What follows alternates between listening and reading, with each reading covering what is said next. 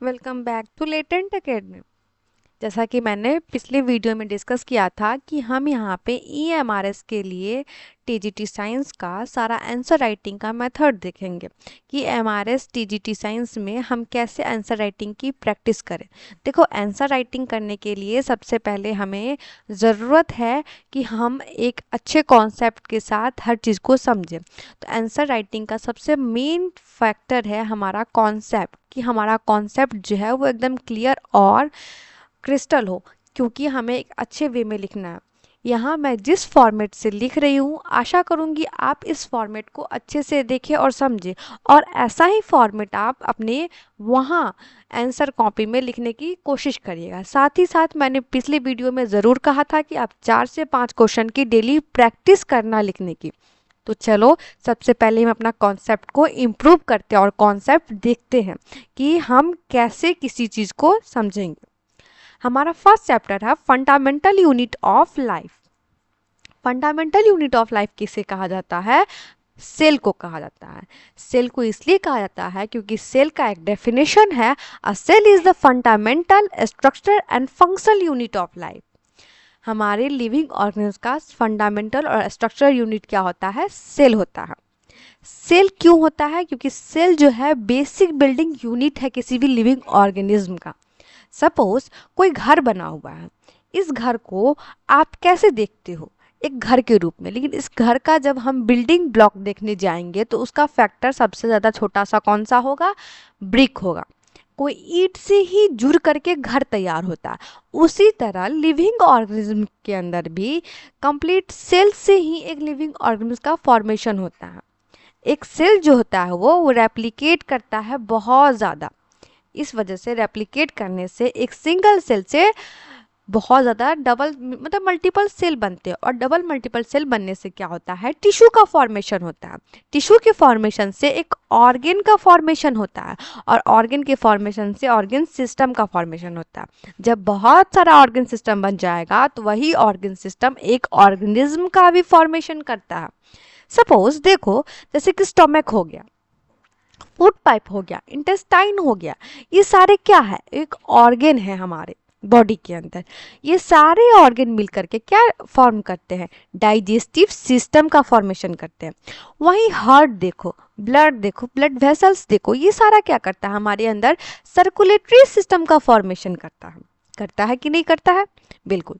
तो ऐसे ही आपको सेल को सबसे पहले अपने कॉपी में डिफाइन करना होगा कि सेल क्या होता है।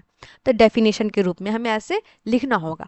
दोस्तों, आप सबसे इंपॉर्टेंट चीज़ एक चीज़ याद रखना, आप जब भी आंसर राइटिंग की प्रैक्टिस करना तो आप 2 पेन का यूज़ ज़रूर करना।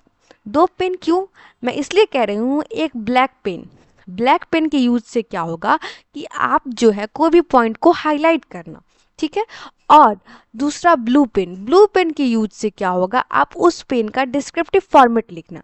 ब्लैक और ब्लू पेन का यूज अच्छे से करो ताकि आपकी कॉपी सबसे अलग और अच्छी दिखनी चाहिए। नेक्स्ट हम यहाँ पे डिस्कवरी देखते हैं कि सेल की डिस्कवरी कैसे हुई, किसने किया, और इसमें क्या क्या इंपॉर्टेंट चीज़ें हैं। रॉबर्ट हुक जो थे वो उन्होंने डिस्कवर्ड किया सेल को, और उन्होंने टर्म भी दिया क्या? सेल। इन्होंने 1665 में ऑब्जर्व किया एक पेड़ की छाल यानी कि कॉर्क के ऊपर, जहां उसके अंदर बहुत सारा ऐसे ऐसे कंपार्टमेंट बना हुआ था।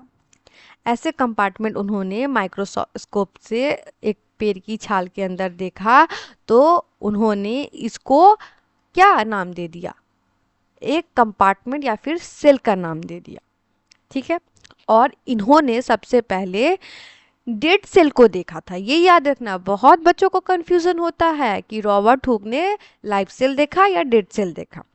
आइए हम और भी साइंटिस्ट के बारे में देखते हैं। सबसे पहले है एंटोन वेन लीवेनहॉक। इन्होंने 1674 में एक लिविंग सेल को देखा। कहाँ? पॉन्ड वाटर के अंदर। और रॉबर्ट ब्राउन जो थे, इन्होंने 1831 में न्यूक्लियस को देखा। न्यूक्लियस क्या करता है? एक सेल को कंट्रोल करता है। पुरकिंजे ने 1839 में प्रोटोप्लाज्म को देखा, ठीक है। ये सारे साइंटिस्ट हैं जिन्होंने डिस्कवरी की हमारे सेल की।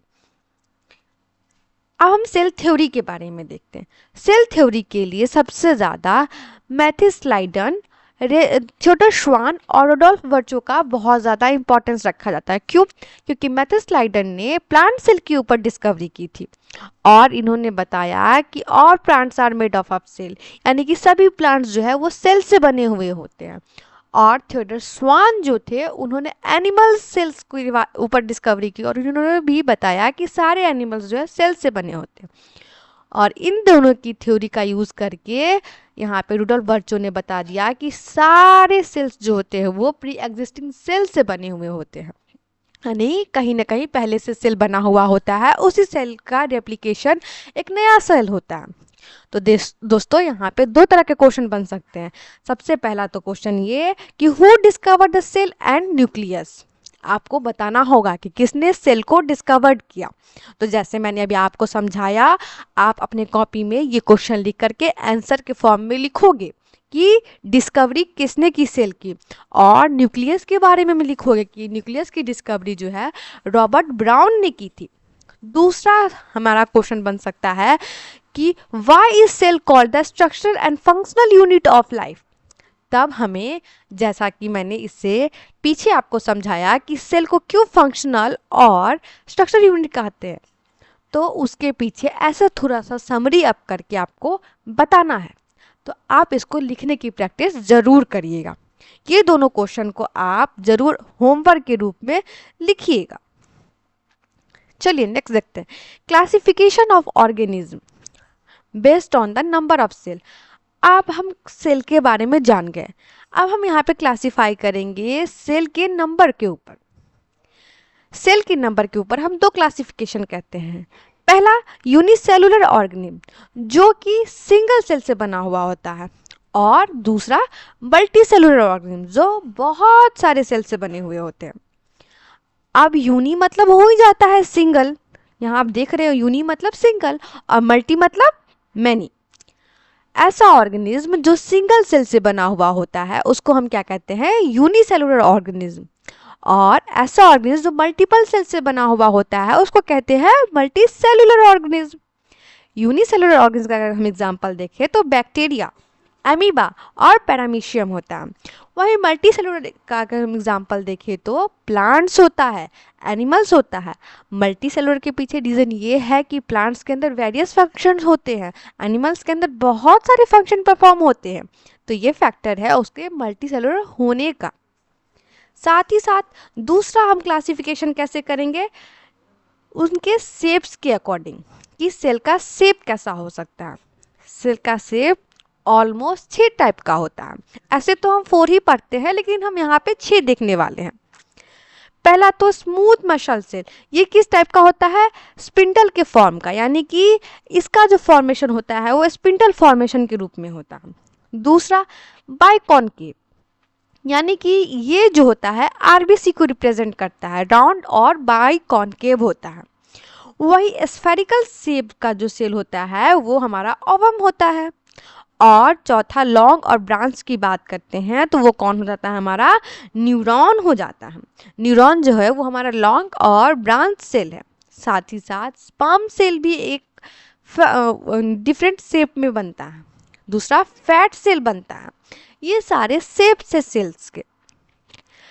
अब हम तीसरा बेसिस जो डिफाइन करेंगे वो उसके साइज के ऊपर बात करेंगे कि कौन सा और कैसा साइज होता है हर अलग अलग सेल का। देखो यहाँ पे ह्यूमन बॉडी के अंदर सबसे अगर हम लार्जेस्ट सेल की बात करते हैं तो हमारा ओवम होता है, जो सबसे बड़ा सेल होता है।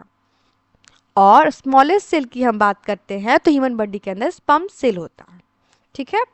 वही अगर लार्जेस्ट लिविंग सेल की आप बात करते हो तो ऑस्ट्रिच होता है, ठीक है। और ऑस्ट्रिच का जो एक सेल होता है वो सबसे लार्जेस्ट लिविंग सेल होता है। वहीं स्मॉलेस्ट लिविंग सेल की बात करते हैं तो बैक्टीरिया होता है, जिसका नाम है माइकोप्लाज्मा, या उसको हम पीपीएलओ भी कहते हैं। पीपीएलओ का फुल फॉर्म होता है pleuro pneumonia like organism. Next देखते हैं स्ट्रक्चर कंपोनेंट्स ऑफ सेल। एक सेल का क्या क्या कंपोनेंट होता है, वो कैसे बना हुआ होता है। सबसे पहले स्ट्रक्चर कंपोनेंट में सेल का सेल वॉल आता है, देखो कोई भी घर बनने से पहले हम घर की बाउंड्री बनाते हैं, ये याद रखना। इसके लिए पहला कंपोनेंट होता है सेल वॉल। सेल वॉल जो होता है वो रिजिड होता है और ये आउटर कवरिंग होता है outside the plasma membrane of plant cell. दूसरा होता है प्लाज्मा मेम्ब्रेन। अब प्लाज्मा मेम्ब्रेन बनाने के पीछे रीज़न ये है कि मान लो हम अपने घर की चारों ओर बाउंड्री बना लिए, अब हमें ज़रूरत है उस बाउंड्री के नीचे स्पेस बनाने का, मतलब क्या, उस बाउंड्री को कवर अप करने का। नीचे जो मिट्टी वाला पोर्शन है उसको हम प्लाज्मा मेम्ब्रेन बोल सकते हैं। ये क्या करता है, हमारे बाउंड्री को आउटर मोस्ट कवरिंग प्रोवाइड करता है हमारे सेल को, ठीक है। उसको क्या कहते हैं हम, प्लाज्मा मेम्ब्रेन। तीसरा है साइटोप्लाज्म। अब साइटोप्लाज्म फर्श का काम करता है, जो कि फ्लूइड कंटेंट होता है प्लाज्मा मेम्ब्रेन के अंदर, ठीक है। और चौथा इंपॉर्टेंट कंपोनेंट है न्यूक्लियस। क्यों? क्योंकि न्यूक्लियस जो है कंट्रोल करता है पूरे सेल को। पांचवा इंपॉर्टेंट हमारा कंपोनेंट है सेल ऑर्गेनेल्स। अब सेल ऑर्गेनेल्स इसलिए इंपॉर्टेंट है क्योंकि वही तो स्पेसिफिक फंक्शन परफॉर्म करेगा हमारे सेल के अंदर, ठीक है। आओ हम सारे सेल ऑर्गेनेल्स को डिटेल में देखते हैं। देखो सबसे पहला हमने सेल वॉल की बात की। सेल वॉल जो होता है वो नॉन लिविंग होता है, ये याद रखना, एग्जाम में सेल वॉल के बारे में पूछा जाता है। और एक चीज, सेल वॉल जो होता है वो मेनली हमारे प्लांट सेल में प्रेजेंट होता है, ना कि एनिमल सेल में। ये हमेशा याद रखना कि ये प्लांट सेल में प्रेजेंट रहता है, ठीक है। और एनिमल सेल में ये एब्सेंट रहता है। ये चीज़ आप यहाँ पे नोट कर लेना कि एनिमल सेल में ये सेल वॉल जो होता है वो एब्सेंट होता है। सेल वॉल कहाँ का प्रेजेंट होता है, प्लांट्स में, बैक्टीरिया में, और नॉट प्रेजेंट इन एनिमल्स। साथ ही साथ ये रिजिड होता है, नॉन फ्लेक्सिबल होता है, क्योंकि ये हमारा आउटर मोस्ट कवरिंग होता है। अगर ये फ्लेक्सिबल हो गया, मान लो घर की बाउंड्री फ्लेक्सिबल हो गई, तब तो कोई भी इधर से उधर आ सकता है, इसलिए हमें घर की बाउंड्री स्ट्रॉन्ग बनाना होता है। सेम यहाँ पे प्लांट सेल में भी होता है कि हमें सेल वॉल को नॉन फ्लेक्सिबल मानना होता है और वो रिजिड होता है, ठीक है। ये एक नॉन लिविंग है, ये फॉर्म करता है आउटर कवरिंग का प्लाज्मा मेम्ब्रेन का, ठीक है। Provide shape and structure strength to the plant cell. ये हमारे सेल को एक शेप प्रोवाइड करता है, साथ ही साथ स्ट्रक्चर स्ट्रेंथ प्रोवाइड करता है प्लांट सेल को। ये प्रोटेक्ट करता है मैकेनिकल डैमेज से, ठीक है। और साथ ही साथ ये बस्टिंग से, सेल को बस्ट होने से भी प्रिवेंट करता है हमारा सेल वॉल। ये रहा हमारा आउटर सेल वॉल, जो क्या करता है, हेल्प करता है एक बाउंड्री फॉर्मेशन में, एक रिजिड फॉर्म में होता है, ये बस्ट करने से बचाता है हमारे सेल को। ये सारी चीज़ इंपॉर्टेंट हो गया। अब एक चीज़ और, साथ ही साथ सेल वॉल जो होता है बना हुआ होता है सेलुलोज का, जो लॉन्ग चेन से फॉर्म होता है, कार्बन, हाइड्रोजन और ऑक्सीजन से, ठीक है, जो प्लांट के अंदर इंपॉर्टेंट है। दूसरा इंपॉर्टेंट कंपोनेंट था हमारा प्लाज्मा मेम्ब्रेन, या फिर हम इसको सेल मेम्ब्रेन बोल सकते हैं। प्लाज्मा मेम्ब्रेन या सेल मेम्ब्रेन सभी लिविंग ऑर्गेनिज्म के अंदर होता है। ये आउटर मोस्ट लिविंग सेल का कवरिंग होता है, ठीक है। प्लाज्मा मेम्ब्रेन जो होता है वो फ्लेक्सिबल होता है और साथ ही साथ लिविंग होता है। ये बना हुआ होता है लिपिड और प्रोटीन से। लिपिड और प्रोटीन के वजह से बनने से इसको हम बाइलेयर कहते हैं। प्लाज्मा मेम्ब्रेन को ही हम कहते हैं सेलेक्टिव परमिएबल मेम्ब्रेन, क्योंकि ये कुछ सेलेक्टिव चीज़ों को ही अपने अंदर पास आउट होने देता है, ठीक है। Because it allow entry and exit transport of a certain specific material. Movement of material through plasma membrane is of two type. अब देखो प्लाज्मा मेम्ब्रेन के अंदर दो तरह का मूवमेंट होता है, क्योंकि प्लाज्मा मेम्ब्रेन फ्लेक्सिबल होता है, इस वजह से ये कुछ चीज़ों को अंदर जाने देता है, और वही अंदर जाने के लिए दो तरह के मेथड्स होते हैं, टाइप्स होते हैं, उनको देखते हैं। ट्रांसपोर्ट अक्रॉस मेम्ब्रेन, जो मेम्ब्रेन के अक्रॉस ट्रांसपोर्ट करेगा उसके बारे में। देखो दो तरह के ट्रांसपोर्ट होते हैं, तो पहला पैसिव और दूसरा एक्टिव ट्रांसपोर्ट। पैसिव ट्रांसपोर्ट में क्या होता है, movement of molecules from their higher concentration to lower concentration. Higher concentration से लोअर कंसंट्रेशन की ओर जाता है कोई भी चीज़, तो वो होता है पैसिव ट्रांसपोर्ट। इसमें क्या होता है, कोई भी एनर्जी नहीं रिक्वायर्ड होती है, इसलिए हम यहाँ कहते हैं नो एनर्जी इज रिक्वायर्ड। साथ ही साथ ये बहुत ही स्लो प्रोसेस है और ये अफेक्ट नहीं करता है हाँ, किसी के भी टेम्परेचर को। इसका अगर मैं आपको एग्जांपल दे के बताऊं, आप अपने रूम में सपोज मान लो परफ्यूम स्प्रे करते हो, परफ्यूम स्प्रे करते हो तो उससे क्या होता है, जब परफ्यूम जो है वो एक बॉटल के अंदर बंद रहता है तो एक हायर कंसंट्रेशन के अंदर बंद होता है, और जब स्प्रे आउट होता है तो वो हमारे पूरे एटमॉस्फेयर में फैलता है, जो कि उस बॉटल के अंदर से लोअर कंसंट्रेशन के फॉर्म में होता है, तो वो हायर से लोअर की ओर जाता है। इसमें हमें किसी भी प्रकार की एनर्जी यूज़ नहीं करनी पड़ती है। और जब परफ्यूम स्प्रे करते हैं तो परफ्यूम का स्मेल जो होता है धीरे धीरे हमारे पूरे कमरे के अंदर फैलता है, इसलिए ये बहुत ही स्लो प्रोसेस होता है। ठीक उसी तरह यहाँ पैसिव ट्रांसपोर्ट में भी होता है। इसमें स्मॉल मॉलिक्यूल्स और वाटर मॉलिक्यूल्स ट्रांसपोर्ट होते हैं। इसका टाइप है ऑस्मोसिस और डिफ्यूजन। पैसिव ट्रांसपोर्ट का ही टाइप है ऑस्मोसिस और डिफ्यूजन। नेक्स्ट देखते हैं एक्टिव ट्रांसपोर्ट। एक्टिव ट्रांसपोर्ट क्या होता है, ये मूवमेंट करता है मॉलिक्यूल का कहाँ, लोअर कंसंट्रेशन से लेकर के हायर कंसंट्रेशन में। ठीक है, इसके अंदर एनर्जी रिक्वायर्ड होता है एटीपी के फॉर्म में। ये एक रैपिड प्रोसेस है, ये अफेक्ट करता है टेम्परेचर को। साथ ही साथ ये लार्ज मॉलिक्यूल्स में एक्टिव ट्रांसपोर्ट का हम देख सकते हैं। इसके भी दो टाइप्स होते हैं, इंडोसाइटोसिस और एक्सोसाइटोसिस। देखो अब यहाँ पे किस तरह के क्वेश्चन बन सकते हैं, why is cell membrane called a selective permeable membrane. ये एक आपका इंपॉर्टेंट क्वेश्चन बन सकता है। ठीक है, यहाँ इंपॉर्टेंट इसलिए बन सकता है क्योंकि आप जब सेल डिस्क्राइब कर रहे हो तो उसका स्पेसिफिक फंक्शन होता है सेल मेम्ब्रेन का सेलेक्टिव परमिएबल होना।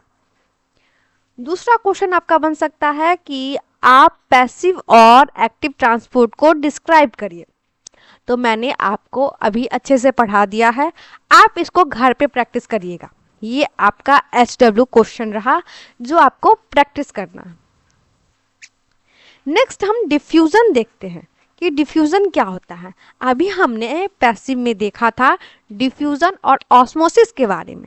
डिफ्यूजन एक पैसिव ट्रांसपोर्ट है जहां हायर कंसंट्रेशन से लोअर कंसंट्रेशन की ओर ट्रांसफर होता है।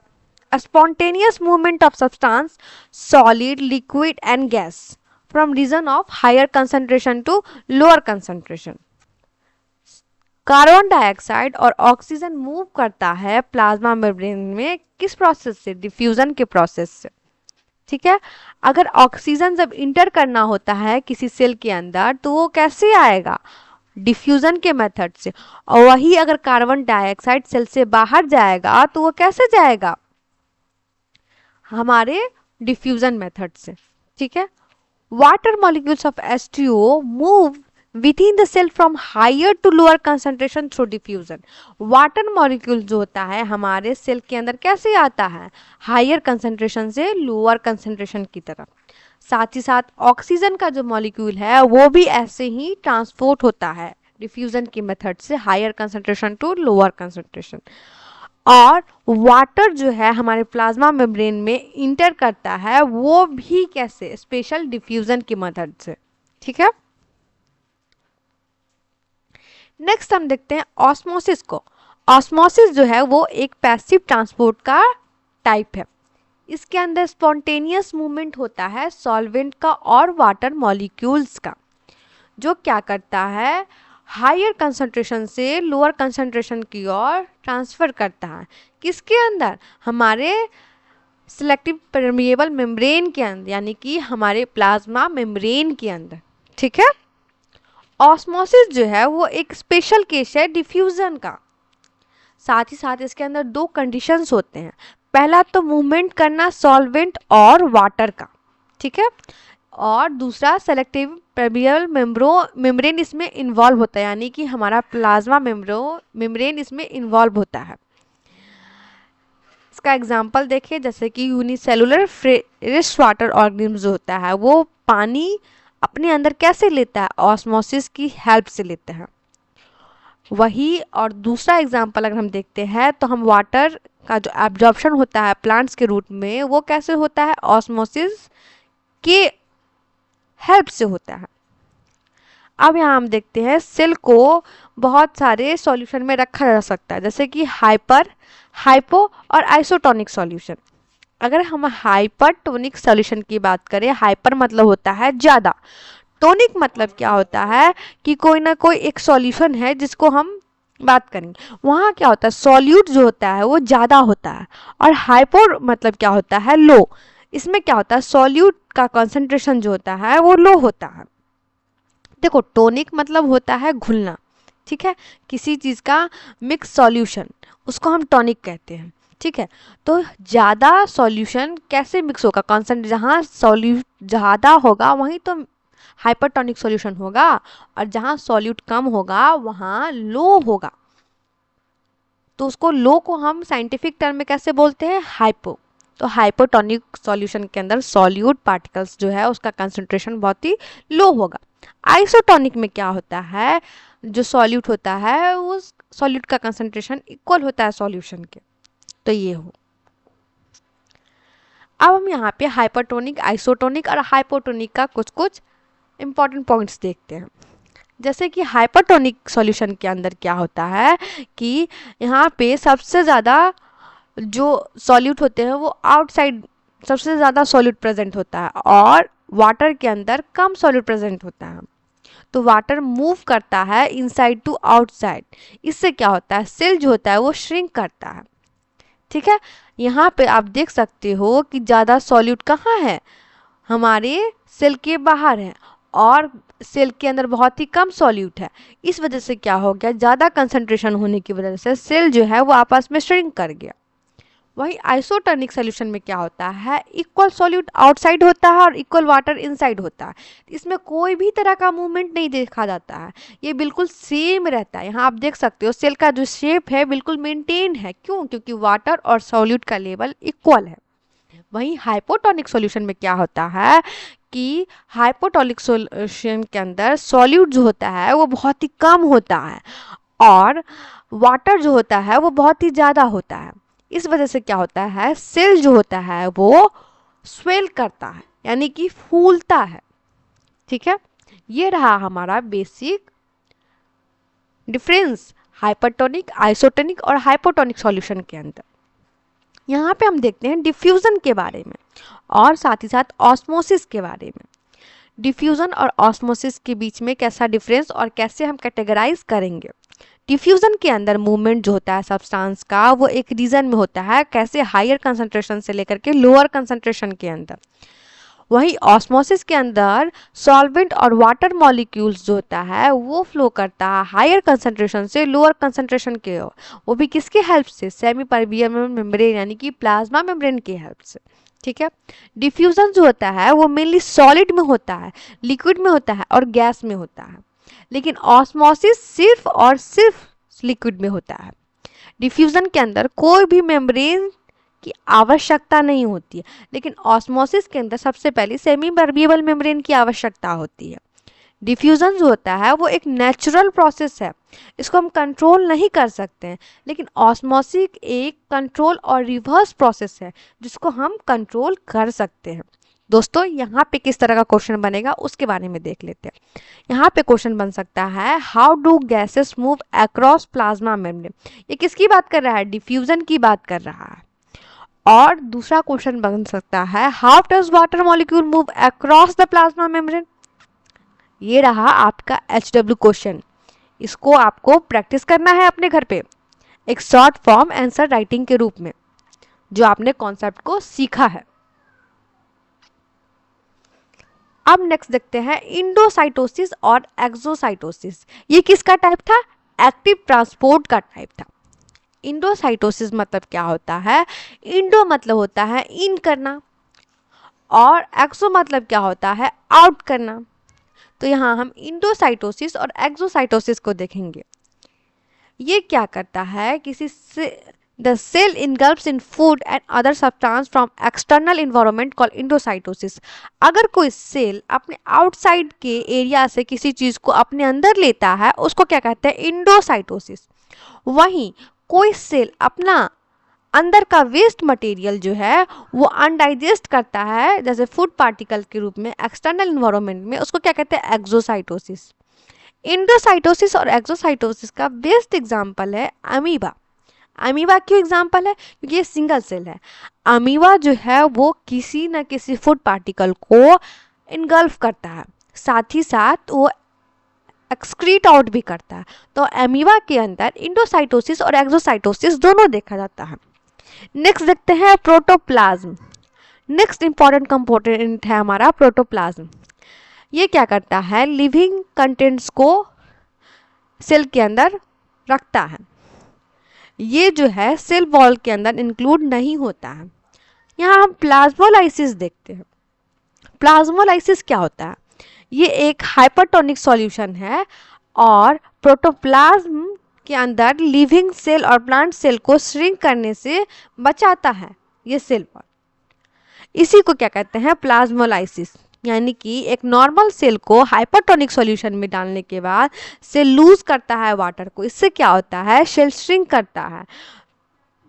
क्यों, क्योंकि उसके अंदर का प्रोटोप्लाज्म चला गया होता है। तो उसको क्या कहते हैं हम, प्लाज्मोलाइसिस। यानी कि प्लाज्मा प्रोटोप्लाज्म जो है वो सेल के अंदर खत्म हो गया है। हाइपरटोनिक सॉल्यूशन के अंदर क्या होता है, प्लांट सेल शो करता है प्लाज्मोलाइसिस।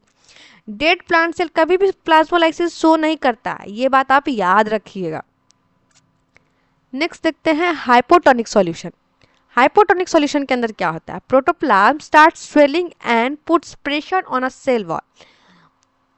हाइपो मतलब क्या होता है कि सेल वॉल के अंदर जो स्वेलिंग होता है वो बढ़ते चला जाता है और वो प्रेशर लगाता है सेल वॉल की तरफ। इससे क्या होता है, सेल वॉल इक्वल प्रेशर लगा रहा होता है प्रोटोप्लाज्म की तरफ से, जो प्रिवेंट क्या करता है, सेल को बस्ट करने से और साथ ही साथ डैमेज होने से। ये रहा हमारा hypertonic solution. Next important component है हमारा न्यूक्लियस। न्यूक्लियस जो है कंट्रोल करता है पूरे सेल को, साथ ही साथ ये डबल न्यूक्लियर इन्वेलप से बना हुआ होता है। यानी कि न्यूक्लियस के अंदर डबल मेम्ब्रेन होता है। ये एक आउटर इन्वेलप न्यूक्लियर इन्वेलप नाम के मेम्ब्रेन से भी कवर्ड होता है। न्यूक्लियर मेम्ब्रेन के अंदर जो है पोर्स बने हुए होते हैं जो क्या करते हैं, मूवमेंट को अलाउ करते हैं साइटोप्लाज्म के अंदर और साइटोप्लाज्म के अंदर से बाहर, बाहर से अंदर, दोनों तरफ से। ये न्यूक्लियस जो है कंट्रोल करता है जेनेटिक मटेरियल डीएनए को। डीएनए क्या होता है हम इसके बारे में देखते हैं। डीएनए को कहते हैं डीऑक्सीराइबो न्यूक्लिक एसिड। ये एक थ्रेड लाइक स्ट्रक्चर है जो प्रेजेंट रहता है न्यूक्लियस के अंदर। ये कंटेन करता है इंफॉर्मेशन हमारे कैरेक्टर का, हमारे इनहेरिट्स का, हमारे जेनेटिक का, और ये ट्रांसफ़र करता है जनरेशन टू जनरेशन उसका इनहेरिटेंस कैरेक्टर को। ठीक है, हम सब अपने माता पिता से मिलते हैं, किस वजह से, जीन की वजह से। और जीन को कंट्रोल कौन करता है, डीएनए। डीएनए के अंदर जीन होता है। अब हम जीन के बारे में जानते हैं कि जीन क्या होता है। जीन जो है वो स्पेसिफिक सेगमेंट है हमारे डीएनए का जो कंट्रोल करता है स्पेसिफिक कोड को और एक स्पेसिफिक पर्टिकुलर कैरेक्टर को, जैसे कि हमारे आई का कलर हो गया, स्किन का कलर हो गया, हमारे नोज का शेप हो गया, हमारा हेयर का टाइप हो गया। इन सब चीज़ को कौन कंट्रोल करता है, जीन। तभी तो आप अपने मम्मी पापा से बिल्कुल मिलते हो। रीज़न क्या है, उनकी आंखें, उनकी नाक, उनका बाल, कुछ भी आपसे उनके अंदर ट्रांसफ़र होता है एज ए जीन के फॉर्म में। इस वजह से हम अपने माता पिता से बिल्कुल मिलते जुलते रहते हैं। अब देखो हम प्रोकैरियोटिक सेल के रूप में और यूकैरियोटिक सेल के रूप में डिफाइन करते हैं।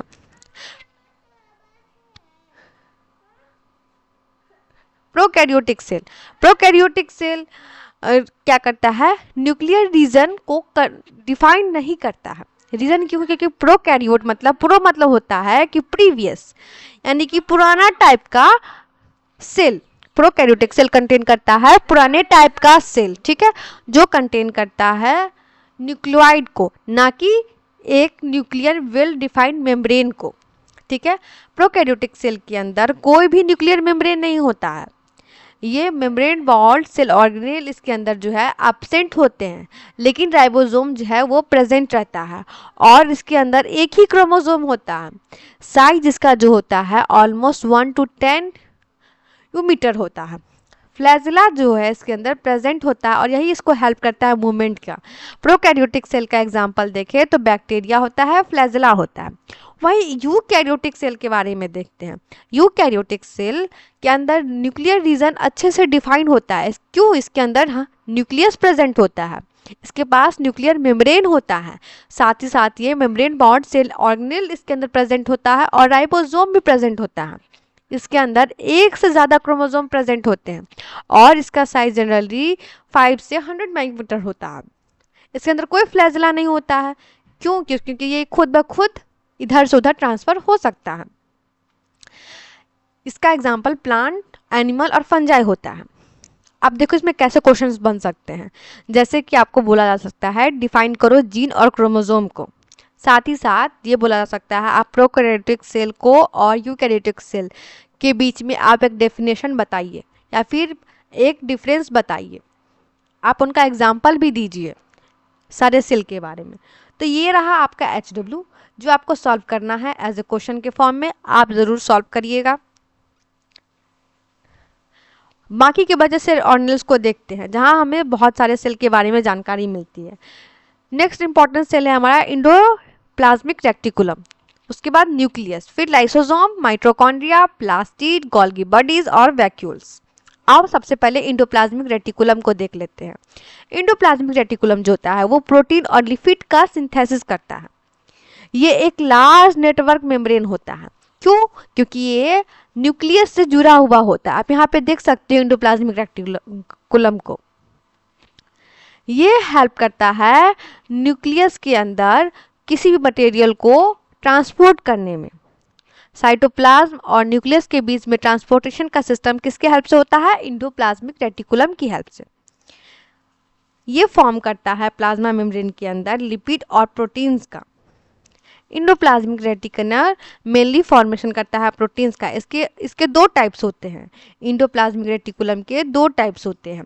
पहला तो आर इसलिए क्योंकि इसके अंदर रफ टाइप का एंडोप्लाज्मिक रेटिकुलम होता है। रफ इसलिए क्योंकि इसके ऊपर राइबोसोम्स प्रेजेंट होते हैं, इस वजह से ये रफ होता है। और दूसरा SCR क्यों? क्योंकि इसके अंदर राइबोसोम एब्सेंट होते हैं, तो उसको हम कहते हैं smooth endoplasmic reticulum. Smooth endoplasmic reticulum जो है वो क्या करता है? लिपिड का फॉर्मेशन करता है, ठीक है। और रफ एंडोप्लाज्मिक रेटिकुलम जो है वो प्रोटीन का फॉर्मेशन करता है। देखो इसके अंदर टू टाइप्स के एंडोप्लाज्मिक रेटिकुलम होते हैं। पहला तो RER, दूसरा SCR। RER क्या करता है? रफ एंडोप्लाज्मिक रेटिकुलम फॉर्म करता है। वही स्मूथ एंडोप्लाज्मिक रेटिकुलम जो है वो क्या करता है? वो लिपिड फॉर्मेशन कराता है।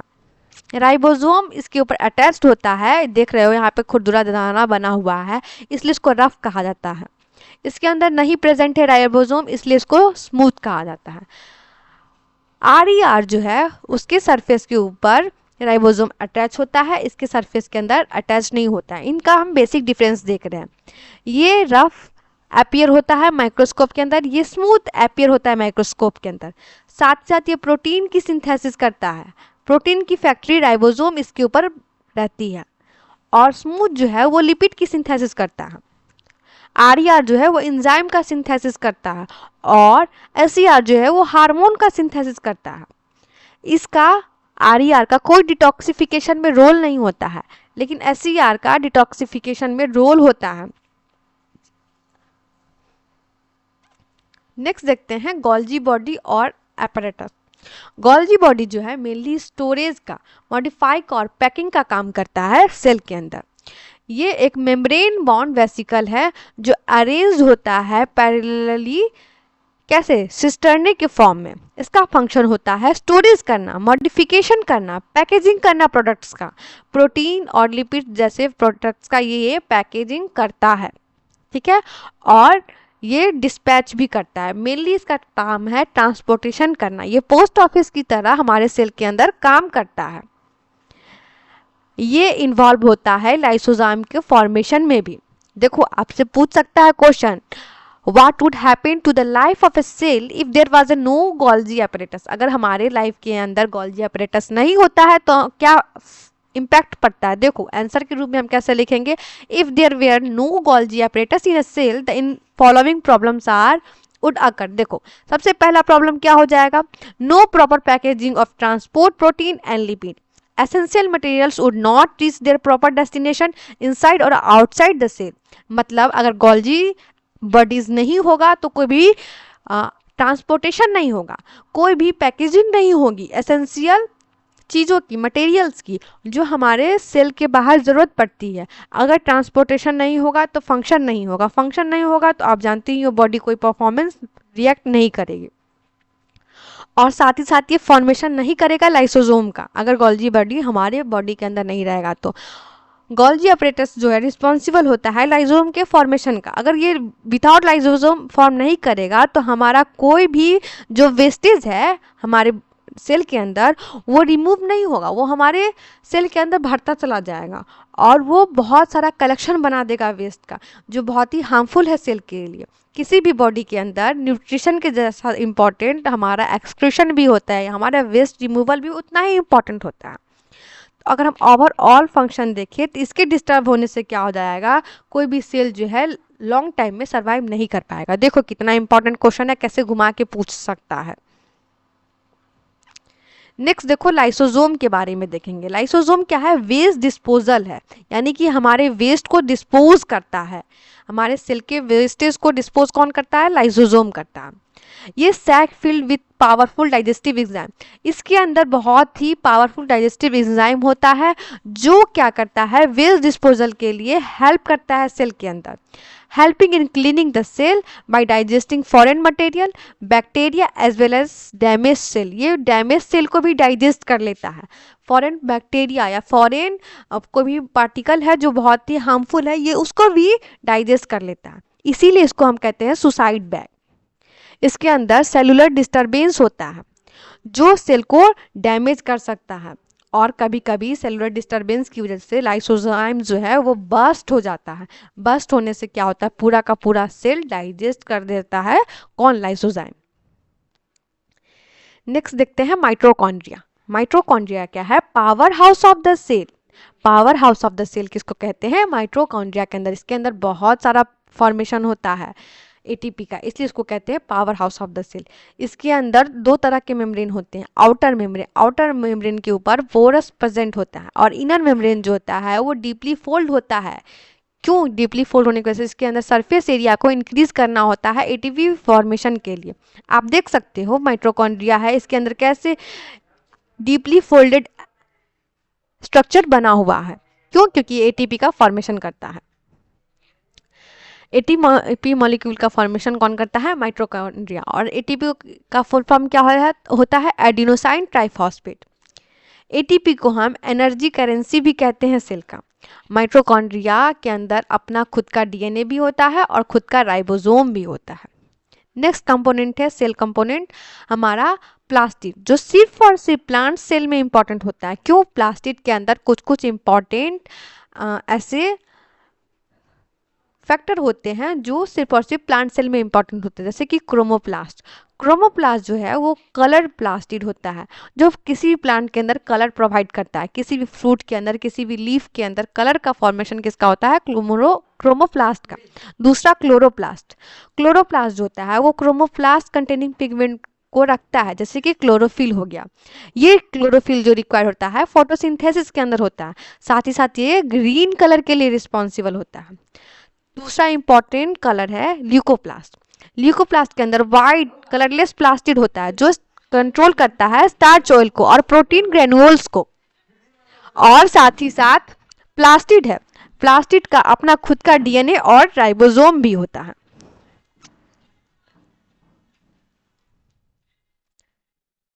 नेक्स्ट देखते हैं वैक्यूल्स को। वैक्यूल्स क्या करता है, टर्जिडिटी और रिजिडिटी स्टोरेज प्रोवाइड करता है हमारे सेल के अंदर। ये स्टोर करता है किसी भी प्लांट्स के अंदर वाटर को, ये लार्ज होता है प्लांट्स के अंदर, वही स्मॉल होता है एनिमल्स के अंदर। प्लांट्स ये ऑक्युपाई करता है 50 से 90% ऑफ वॉल्यूम। ये प्रोवाइड करता है टर्जिडिटी और जिडिडिटी हमारे सेल के अंदर। ये स्टोर करता है अमीनो एसिड को, शुगर को, ऑर्गेनिक एसिड को, प्रोटीन को। साथ ही साथ एमीबा के अंदर देखा जाए तो ये यूनिसेलुलर ऑर्गेनिज्म के अंदर फूड वैक्यूल जो है वो फूड आइटम कंट्रोल करने के लिए रखा जाता है ताकि ये अपने वेस्टेज को एक्सपेल आउट कर सकते। आओ हम मेम्ब्रेन्स का खेल देखें। कौन से मेम्ब्रेन डबल मेम्ब्रेन है, कौन से membrane single membrane. Nucleus, mitochondria और प्लास्टिड, ये तीनों जो है इनका अपना खुद का डीएनए होता है और ये डबल मेम्ब्रेन होते हैं। वहीं endoplasmic reticulum, Golgi apparatus, lysozyme, vacuoles, इनके अंदर कोई भी डीएनए नहीं होता है और ये सिंगल मेम्ब्रेन होते हैं। राइबोसोम्स जो होते हैं वो उसके अंदर कोई भी मेम्ब्रेन नहीं होता है, ये प्रोटीन फैक्ट्री है और साथ ही ये रफ इंडोप्लाज्मिक रेटिकुलम के ऊपर प्रेजेंट होता है। ये एक ऐसा सिंगल ऑर्गेनेल है जो प्रोकैरियोट और यूकैरियोट दोनों में प्रेजेंट होता है। और प्लांट सेल और एनिमल सेल के बीच में डिफरेंसेस देखते हैं। प्लांट सेल के अंदर सेल वॉल प्रेजेंट होता है, एनिमल सेल के अंदर सेल वॉल एब्सेंट होता है। प्लांट सेल वॉल के अंदर प्लास्टिड प्रेजेंट होता है और एनिमल सेल वॉल के अंदर प्लास्टिड एब्सेंट होता है।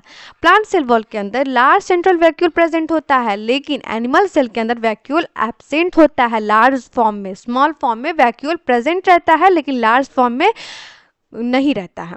और क्यों प्लांट सेल में इम्पॉर्टेंट है, क्योंकि उसको चाहिए बहुत ही वाटर, इसलिए उसके अंदर वैक्यूल प्रेजेंट है।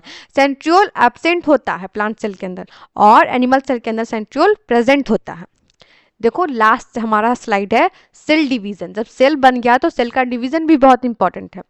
ये क्यों इंपॉर्टेंट है, क्योंकि न्यू सेल का फॉर्मेशन जो होता है वो सेल डिवीजन के हेल्प से ही होता है। सेल डिवीजन का दो प्रोसेस है, माइटोसिस और मियोसिस। माइटोसिस और मियोसिस में देखते हैं डिफरेंसेस। माइटोसिस के अंदर 2 नए डॉटर सेल का फॉर्मेशन होता है लेकिन मियोसिस के अंदर 4 नए डॉटर सेल का फॉर्मेशन होता है। डॉटर सेल जो होता है माइटोसिस के अंदर सेम नंबर में फॉर्म होता है अपने मदर सेल से, इसलिए इसको क्या कहते हैं, इक्वेशनल डिवीजन। लेकिन मियोसिस के अंदर हाफ हो जाता है नंबर डॉटर सेल से उसके न्यू फॉर्मेशन में, इसलिए इसको क्या कहता है, रिडक्शनल डिवीजन। साथ ही साथ माइटोसिस जो होता है वो हेल्प करता है ग्रोथ में, रिपेयर करने में हमारे टिश्यूज को, लेकिन मियोसिस के अंदर प्रोडक्शन होता है गैमेट्स का। ठीक है, तो दोस्तों ये रहा हमारा सारा का सारा इम्पॉर्टेंट चैप्टर हमारे सेल का, जो आपके EMRS के लिए बहुत ही हेल्पफुल होगा। मैंने आपको बहुत सारे HW क्वेश्चंस दिए हैं, प्लीज़ आप उसको ज़रूर प्रैक्टिस करिएगा अपने एग्जाम के लिए। राइटिंग प्रैक्टिस जरूर रखिएगा। मैंने यहाँ पे बहुत सारे वर्ड्स को बहुत ही शॉर्ट फॉर्म में यूज़ किया है ताकि आपको कोई भी दिक्कत महसूस ना हो। आप इस वीडियो को देखने के बाद उन सारे क्वेश्चन को बहुत ही शॉर्ट फॉर्म में ज़रूर लिखने की प्रैक्टिस करिएगा। तो फिर हम कल मिलेंगे एक नए चैप्टर के साथ, एक नए फॉर्मेट के साथ। मिलते हैं नेक्स्ट वीडियो में, तब तक के लिए keep learning, keep watching. Thank you so much.